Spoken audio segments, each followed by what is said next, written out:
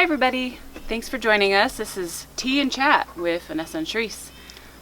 We just thought it would be really fun to invite you guys to join us on something we actually do on a regular basis. The nice thing about having a sister wife is we actually get to sit down and chat all the time, and we like tea, so we have tea and we chat. So this is what we're doing today. We thought it would be a fun chance to just talk about things that are on our mind and get a discussion going and let everybody else join us on that. Yeah. First thing, I'm going to introduce you to the tea we're drinking today. We have a Fortnum & Mason Rose Pouchon. This was brought to me by a dear friend in his travels, and he stopped in London and knew I like tea. So he brought this one. It's a black tea with rose petals, as you might guess. And it's really delightful as we're coming into the end of spring, beginning of summer. Just a really lovely tea. So I'll pour you some. Thank you. So if you want to, Sharis, you can just maybe express kind of what your thoughts are on why we're doing this. Okay.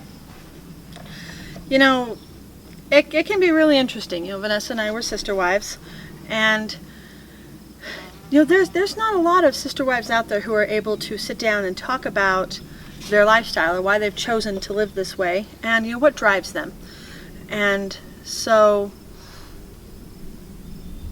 we just thought it'd be fun to invite you guys along to these discussions, and maybe we can enlighten you, tell you something you didn't know before about us personally, about why we chose to live this way, and you know, what are some of the obstacles that we have to overcome or have already overcome that make it possible for us to keep going on a day-to-day basis and enjoy ourselves along the way. So that being said, we are outside. We are. So you're likely to hear cows, goats, dogs, children, airplanes, sawmills. Apologies in advance. Hi, this is Sharis. Sorry to interrupt this chat. It's just that I have some good news and bad news. The good news is that our microphone did a really good job picking up our voices. The bad news is that it also did a really good job picking up the slightest breeze and amplifying it, as I'm sure you've already noticed. Sorry about that. At least we know what to watch for now, and it shouldn't be an issue in our future videos. Okay, thanks for understanding. We'll head back to the chat now. Anyway, today I thought we would start our discussion talking about really defining terms, because we're about to embark on discussions about polygamy. Something that's so common in our life, but maybe not everyone else's. Yeah. And I find that it's really helpful to define what you're talking about, because I have had conversations where people have asked me about what I believe and what I do, and it often turns into, I'll say words that I know the meaning of. They're very specific, and I realize as I say them, oh, if I say it like this, I know what this means technically, but they're going to have a connotation. Like if I use the word Mormon, for example. Yeah. They're going to think, I know what Mormons are. And they have a preset idea of what that word means. Yes. And so for us, sorry, the sun. Yeah, no, the sun came out. It was cloudy all the time. Anyway, and so I just wanted to kind of get on that even playing field of discussing what in the world we're talking about. Yeah. So, yes. No, I think it's important. I've had discussions with people where we just could not see eye to eye, and it appeared like we were just talking about two different topics, and eventually I realized that, oh, this is what this word means. I thought it meant this, and I just had a completely different definition of the subject matter, and it was impossible to either teach each other or show each other our point of view, or at the very, come to some sort of understanding about where the other person was at, because we started on completely different pages. Yeah. And what the definitions meant. So that's our goal for today. Let's make sure we're all on the same page. Yeah. All right. So I went and I looked up the dictionary definitions of certain words. Yeah. That are going to be common in our discussions. So I think we all know, we're all familiar with monogamy, which is marriage between one husband and one wife. Yeah. Or two partners. I don't know. Does monogamy, it probably applies to same-sex marriages as well. So I don't think it matters the gender of the spouses. Just I don't think so. I don't think so. Monogamy is just a marriage between two people. Right, okay. So polygamy is a marriage in which a spouse of either sex might have more than one mate at the same time. So polygamy is also, doesn't specify gender. Yeah, it encompasses so many different situations and scenarios that different people find themselves in. It's just there is more than one. There is Yes. more than one unit. Okay, so the most common term we're going to be using, or at least when we talk about polygamy, we mean polygyny. Yes. So polygyny is the state of having more than one wife or female mate at a time. That's the most common form of polygamy, and that's generally when we're speaking about polygamy, that's what we're referring to. Yeah, one man, multiple wives. Yes. That's polygyny. Yes. On the other side of that is polyandry, which is one woman, multiple husbands. Yes. Which is quite a bit less common. And then there is the term of polyamory, which is the state or practice of having more than one open romantic relationship at a time. So polyamory, kind of the modern world calls it poly. It kind of encompasses any of these things. Yeah. But that can be, that does not require a marriage. No, that doesn't require a commitment. It's a very open understanding where everybody involved knows about it. They're okay with being open in their relationships. Whereas the polygyny, polyandry, and polygamy, those have commitments involved. That's what I'd imagine. So. Yeah. And then bigamy is where there is one person with more than one legal marriage. Mm-hmm. And that's, as far as I know, pretty much illegal most places. Yeah. Because, well, I'm sure there's a lot of reasons why. And so though we are a polygamous family, we are not bigamists. We don't have more than one state-sanctioned marriage. Yeah. So we don't, even though we're polygamists, we're not bigamists. Yes. Yes, most states, I believe all states, have a standard bigamy law. Mm-hmm. Some states go a step further and have like laws against polygamy. Mm-hmm. But bigamy, that's just across the board illegal in every state. Yeah. So. Yeah. Okay. All right. Let's see what else. There's a lot of like subcategories like fraternal polyandry or sororal polyandry, which is where like fraternal polyandry is where there's just brothers who have a relationship with one woman. Yeah. Sororal polygamy is just sisters. But that's it's not commonly talked about. No, I almost hear no discussions about that at all. Yeah, it's just, I guess, just kind of a technical thing. Yeah. Okay, so that kind of covers most of it. There was we wanted to talk about this concept of, it kind of goes without saying, but like married versus not married. Yeah. Do we need to move? So that We might need to move. This sun, it's been beautiful and cloudy all day long. And then as soon as we sit down, the sun comes you out. can't And this even- angle is really killing my eyes. So we might pause, shift a few things, and then be right back. So it turned out we didn't have to move. We just had to wait for 20 minutes for the clouds to come back. Yes. So, Yes. here we are. The reality is that around our house, if we need uninterrupted time, we have to hide. Because our children will find us, and especially at the kitchen table, which is where we usually sit. It's just a thoroughfare, and so they are in and out, needing attention every 5 seconds. Yeah, so we decided today we'd come down to our deck that's on our little guest cabin and try to have this conversation uninterrupted, but the clouds had something different in mind, so... It's okay. At least they're quiet. At least they're quiet interruptions. I just can't see anything. Yeah. So, all right. anyway, thank you for your patience. We're back. Okay, so I want to, for a moment, talk about a distinction. Now, we're talking about all these there's all sorts of ways polygamy can show up. But when we're talking about the beauties and value of polygamy, we're talking about a polygamous family that is based on commitments and covenants. It's a closed system. Yeah. That is not the same as a promiscuous situation. I see a lot of criticism of polygamy that talks about the dangers of the promiscuity and how that affects children and the adults, and I'm agreeing. Those are valid criticisms. Yeah.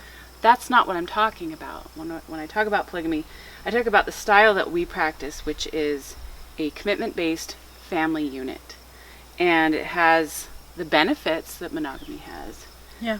But also a few more that a committed relationship of polygamy has. Yeah, I've talked to quite a few people over the years who are trying polygamy to see if it's for them, and so many of those people end up in just tragic circumstances where they fall in love with someone, or their children will go close to someone, and then it doesn't work out, and so they part ways. And yeah, I think that can be very damaging and very sad, very unstable. And so, I encourage people, you don't try polygamy. If you're going to do this, commit. Right. Because the benefits come within a committed relationship. We're going to make this work. Right. I mean, you see the same thing in monogamous relationships. If everyone went into marriage going like, I'm going to try it out. Yeah. I'll try this. Oh boy, but the first time you come up against something difficult, you're like, I'm out. I knew this was going to be hard. Of course it is. Life's hard. Relationships are hard. Yeah, all relationships are hard. There's always an element of every single relationship out there that is hard, that you have to work past. Yeah. And if there's an exit strategy that's on the table, that it's like, listen, if this doesn't work out, we're going to take this. Yeah. Then it's not going to last. So yeah. Yeah. So I wanted to make that distinction. So obviously, that's what we live. We live a committed, polygamous relationship where we've made covenants with each other, and we're in it for the long haul. Yeah. So, I wanted to also just talk a little bit about the ubiquitous nature of polygamy in the world. In Western culture, it feels like, it's kind of taboo, it's kind of weird, but actually it's so prevalent throughout the world and throughout history. I went on Wikipedia to find out kind of a list of different cultures that practice polygamy. And I want to read one little fact that I came across, which I thought was interesting. Oh, I have it on this note.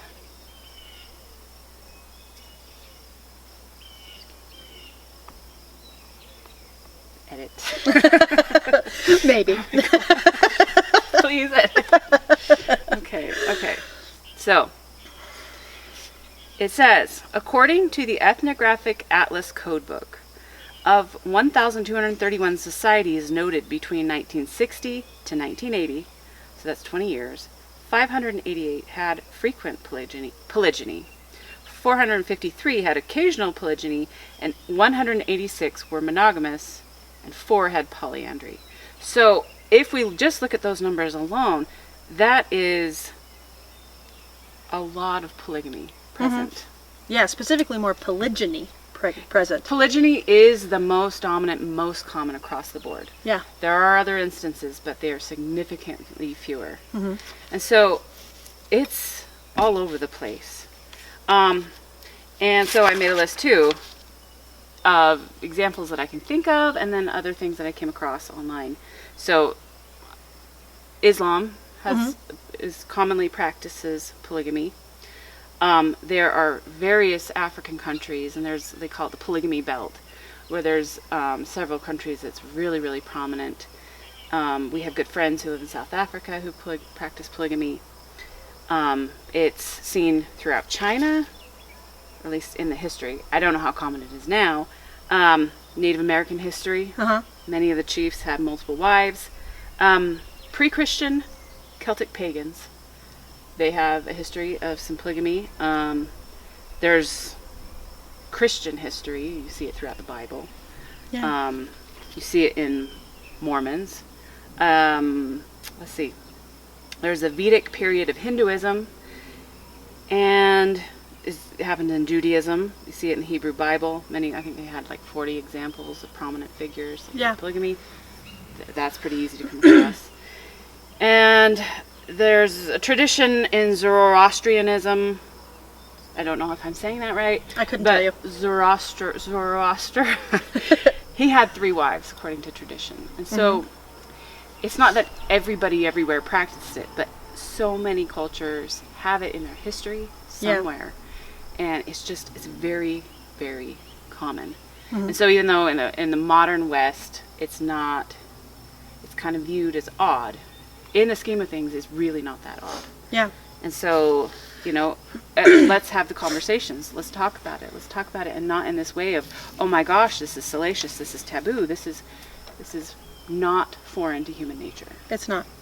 It's not. As a matter of fact, I could talk forever about the history, but the reality is that this idea of monogamy started way back with the Romans, and then the idea of Christian monogamy started, I couldn't give you a year off the top of my head, but it basically came in, this idea of Christian monogamy. I have to look up this word because I can't say it unless I'm reading it. Gnosticism. You're welcome. Thank you. Gnosticism. This idea that everything that has to do with the natural body was evil, and this include marital relationships. And so early on in the Christian religion, after Christ died, this idea that marriage was evil, a necessary evil, but an evil nonetheless, and that if you wanted to be if you wanted to be pure, you had to be celibate. Mm-hmm. And so it wasn't hard to go from that to, if you have to be evil and get married, only have one. Mm. But this idea of monogamy actually started with the Romans. That was the first time the law was ever passed. You should only have one wife. Interesting circumstances. We'll have to go into that later. That sounds fun. I love history. But then it came into the Christian practice way after Christ died. And based off this idea that marriage was a necessary evil. And then because Rome, did their thing, they conquered the world, the Roman Catholics became the prominent religion in Europe for a long, long, long time. And so then you have these people from those European companies come to America and colonize here, and they bring some of that with them. Mm. And so this is why, or one of the reasons why in Western civilization, you just don't see that much polygamy, because it just wasn't here. By the time people got to America, the idea of polygamy was pretty much wiped out and viewed as an evil.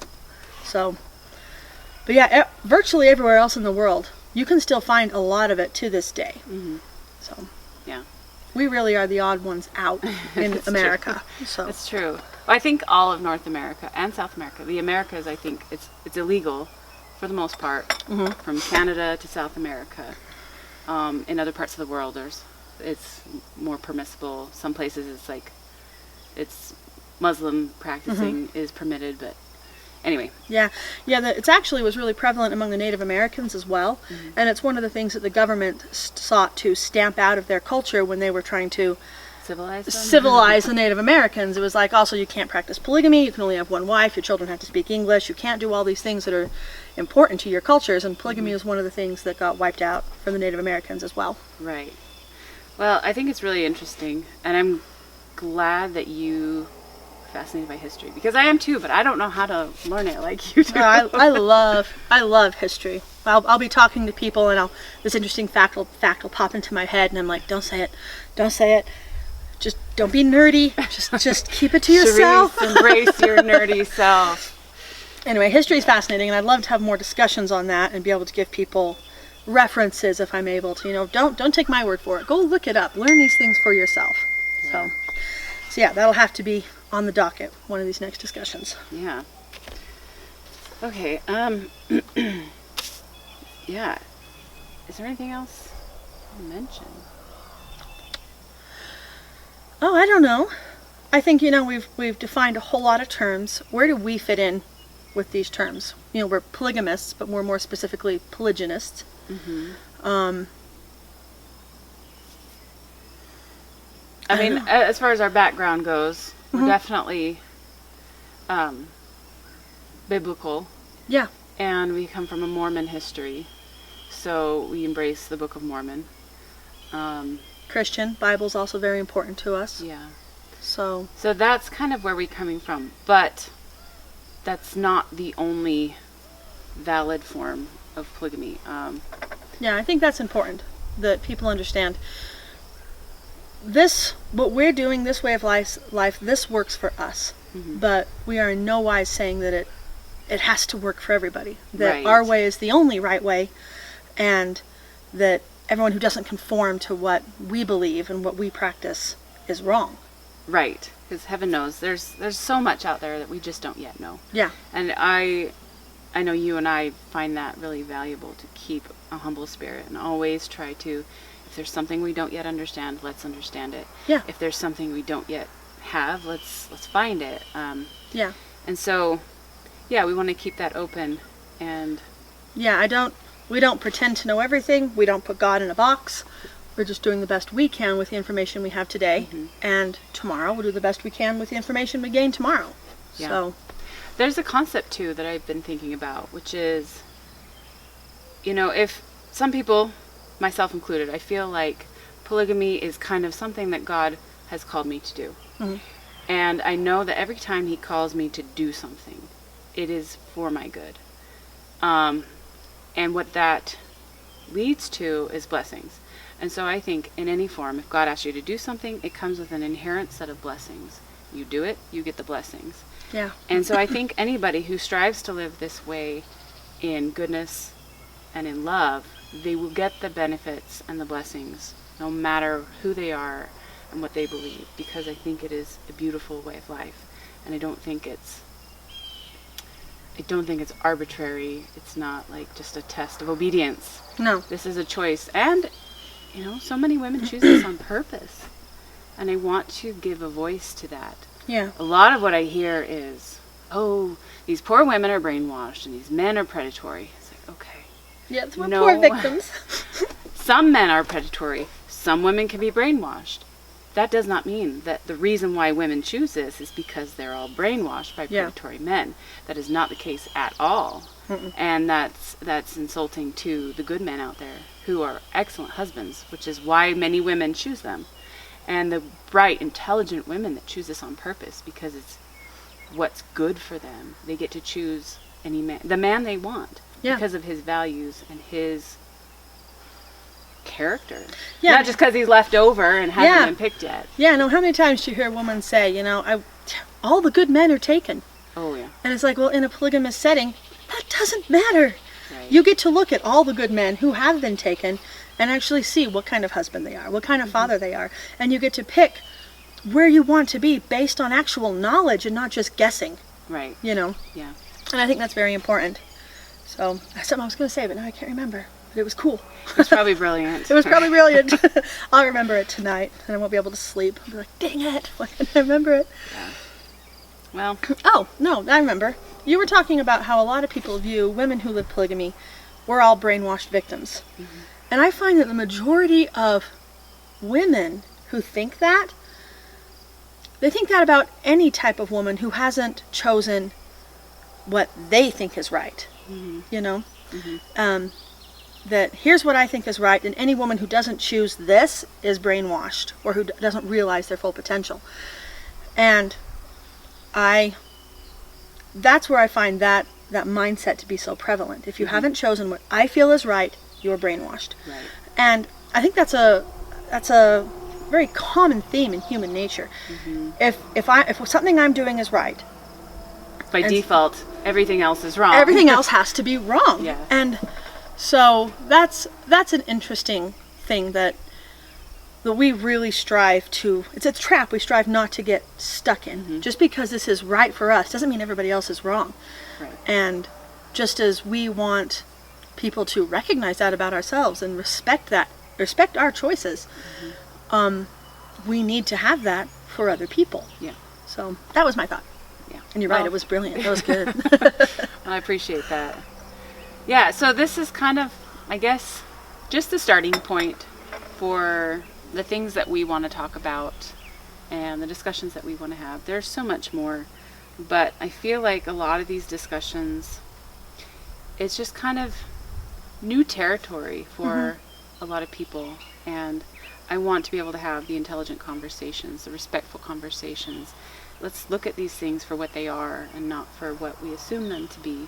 Yeah. And, I want to be able to vocalize the perspective of a woman who's chosen this on purpose. Yeah. Who finds beauty in it and strength and why that's the case. And yeah. Yeah. So Yeah, this lifestyle blessed me so much as a child. I had 2 mothers, and I loved both of them, and they both were for me something that the other one couldn't be. Because people are just different. Yeah. And What? I know, shocker. Newsflash, people.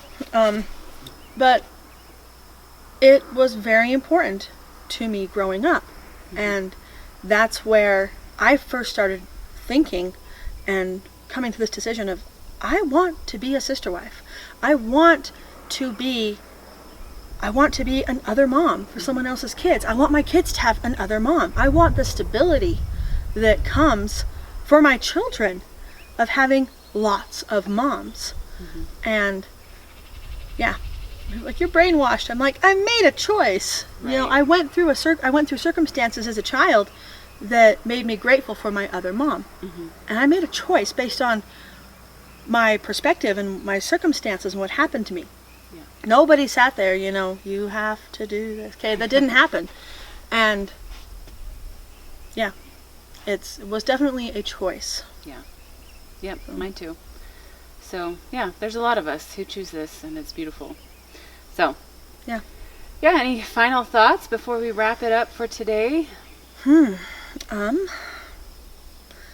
guess my final thought would be that I am both blown away and grateful that we have this opportunity to talk to people about who we are and what we believe in. Not very many people get this opportunity or know how to take these steps to do so, and we've been very blessed and very led to this point.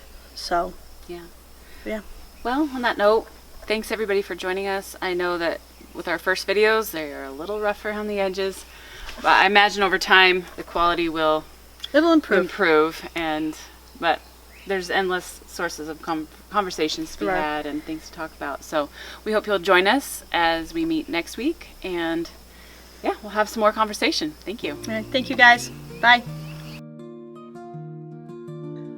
We hope you enjoyed our chat. If there is anything you'd like to see us discuss, or have any questions you'd like us to answer in our future videos, please let us know in the comments. This is the part where I'm supposed to ask you to hit that like button and subscribe to our channel. So, yeah, if you're so inclined to do that, that would be great. Thanks, and we'll see you next time.